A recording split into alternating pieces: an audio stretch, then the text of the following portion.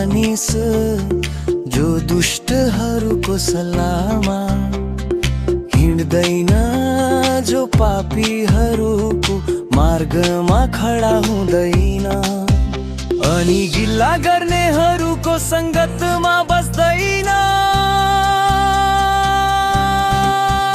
तर परम प्रभुको व्यवस्थामा नै त्यो खुसी रहन्छ, र त्यसले दिनरात उहाँकै व्यवस्थामा मनन गर्छ।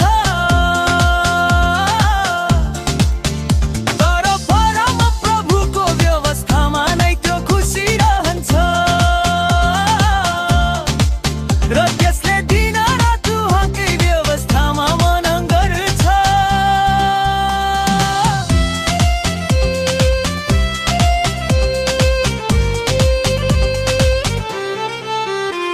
त्यो खोलाको किनारमा रोपेको बोट जस्तै हुन्छ, जसले आफ्नो ऋतुमा फल दिन्छ, अनि जसको पात कहिले ओइलाउँदैन। त्यसले जे पनि गर्छ त्यसमा त्यो सफल हुन्छ। तर परम प्रभुको व्यवस्थामा नै त्यो खुसी रहन्छ,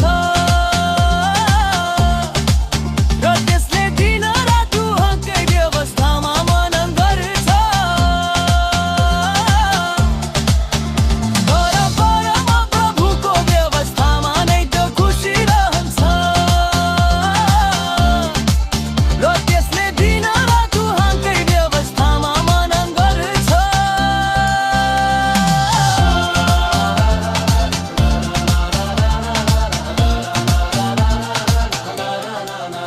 त्यसले जे